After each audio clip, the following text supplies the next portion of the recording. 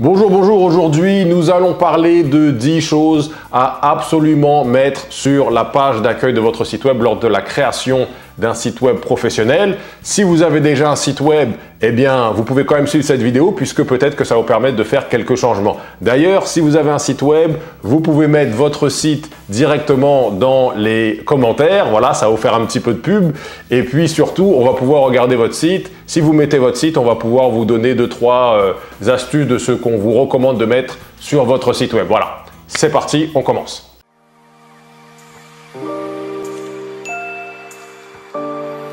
Bonjour, bonjour, mon nom est Steve, conseiller numérique chez DMS. Nous aidons les chefs de petites entreprises à avoir une image persuasive sur Internet et obtenir des clients grâce au web.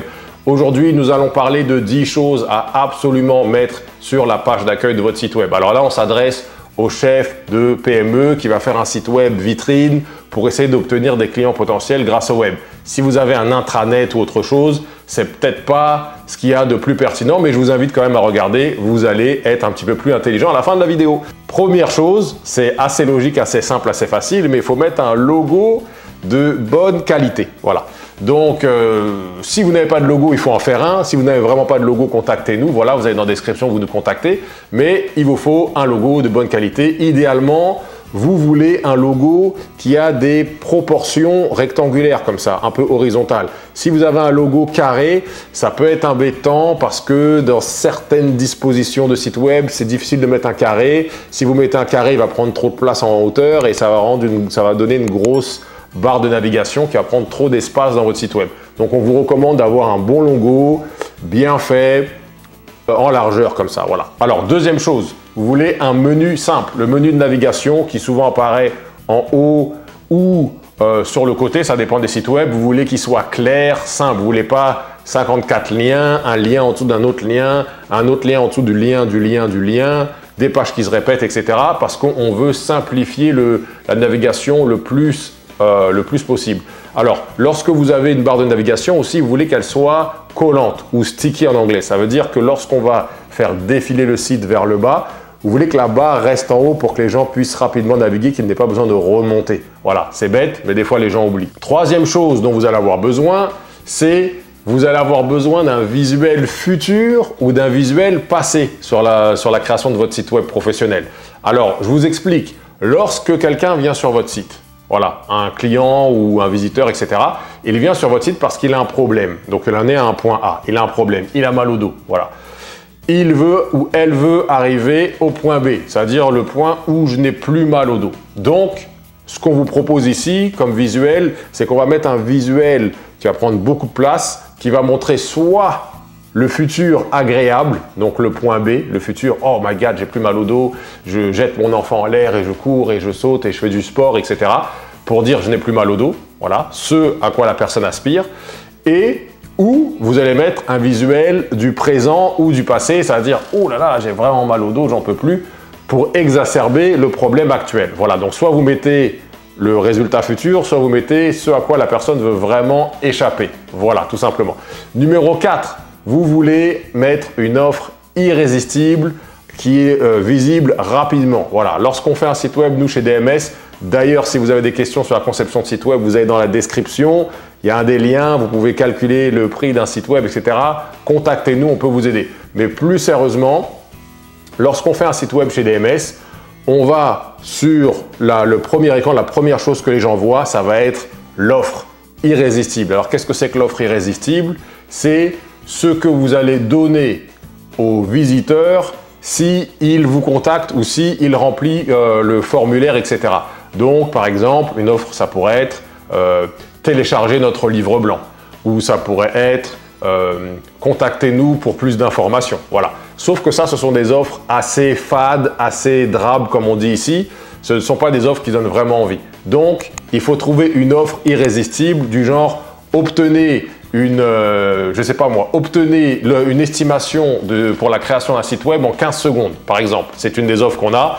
Allez sur notre calculateur de prix, vous allez dans la description, vous allez voir cette offre. Voilà. Donc, c'est une offre irrésistible pour les gens. Donc, il faut bien connaître les gens, savoir ce dont ils ont besoin, ce dont ils veulent vraiment et leur proposer quelque chose de gratuit qui va pouvoir les aider en ce sens. Ça, c'est une offre. Donc, bien réfléchir à l'offre. Histoire, ça c'est le point numéro 5. Il faut que vous ayez une histoire. L'histoire, c'est pas raconter n'importe quoi, c'est raconter quelque chose qui montre au client que vous l'avez compris. Un peu comme Charles de Gaulle, voilà, en Algérie, je vous ai compris. Eh bien, il faut que la personne qui vienne sur votre site web arrive et voit que, oh mon Dieu, cette compagnie a vraiment compris ma problématique ou mes problèmes. Génial. Donc ça, c'est le petit côté histoire. Numéro 6, il vous faut des éléments crédibilisateurs. Voilà, je ne sais même pas si ça se dit crédibilisateur, je pense que oui, on verra bien. Si ça ne se dit pas, bah, vous me le dites dans les commentaires.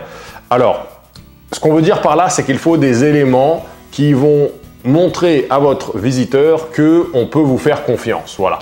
Donc, on va vous crédibiliser. Comment on peut faire ça? On peut mettre des logos de partenaires, des logos de clients, etc. etc. Voilà, ce genre de choses-là. Ça m'amène au point numéro 7, il faut des témoignages. Donc les témoignages, c'est un peu aussi une forme d'élément crédibilisateur. Donc on va voir des têtes. Si on peut mettre des gens connus ou reconnus dans votre secteur ou dans votre industrie, eh bien encore mieux, parce que si Steve Jobs a dit « Waouh, j'ai fait affaire avec Pauline Marois », enfin je dis Pauline Marois, c'est une vraie personne qui existe, hein, je voulais dire un nom qui n'existait pas, qui avait un petit peu une consonance québécoise. Mais si Steve Jobs dit « J'ai fait affaire avec monsieur et madame », ça veut dire que monsieur et madame ou compagnie X, Y ou Z, eh bien elle est sérieuse, elle en vaut la peine parce que même moi j'ai pris le temps de parler avec eux. Voilà. Donc, trouvez des témoignages de gens crédibles et de gens que les gens suivent, si vous en avez. Ensuite, numéro 8, quels sont les éléments différenciateurs? Voilà. Pourquoi est-ce qu'on va faire affaire avec vous et pas avec l'autre? Quelles sont vos valeurs? Quel élément vous pouvez nous apporter? Quels sont vos résultats? Etc. etc. Donc, pourquoi vous? Il faut une section « Pourquoi vous ». Numéro 9, raccourcis vers les pages importantes. Donc, si vous avez 4 ou 5 pages, pardon, ou une dizaine de pages, c'est assez simple. Chaque section va être un petit raccourci ou en tout cas un petit extrait d'une page avec un lien vers la page pour en savoir plus. Si vous avez des sites comme on a déjà fait, avec 30-40 pages, eh bien, il y a peut-être 5 ou 6 pages qui sont beaucoup plus importantes parce que ce sont par exemple les services qui vont apporter le plus de revenus, etc. Donc, on va faire des raccourcis vers ces éléments-là, tout simplement. Et alors, numéro 10, pour ceux qui sont restés jusqu'à la fin, il vous faut un lead magnet. Ça ressemble beaucoup à l'offre irrésistible. C'est un peu du pareil au même, mais en fait, ce qu'il vous faut, c'est il faut créer un élément que vous allez pouvoir donner en échange des coordonnées. Voilà, ça peut être un livre blanc, comme on l'a dit tout à l'heure. Ça peut être un calculateur, ça peut être un appel, ça peut être… Mais en général, ça va être un document. Donc, créez ce document, brandez-le pour qu'il ressemble au site web et il ne sera pas visible sur le site. Par contre, il sera envoyé dès que quelqu'un remplit un de vos formulaires. Voilà. Donc, ce sont, selon moi, les 10 choses qui doivent absolument apparaître sur votre page d'accueil. J'ai peut-être oublié des choses. Dans ce cas-là, vous allez cliquer sur le pouce comme ça pour dire bon, c'était un peu nul, tu as oublié des trucs.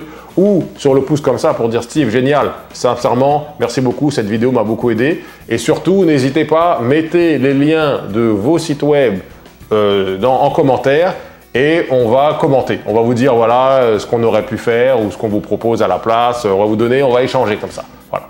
Merci beaucoup et à bientôt. Vous avez aimé cette vidéo et vous aimeriez avoir nos prochaines vidéos sur la conception de site web, le marketing, la vente et l'entrepreneuriat en général, eh bien, cliquez sur le bouton quelque part ici, voilà, pour vous abonner à notre chaîne.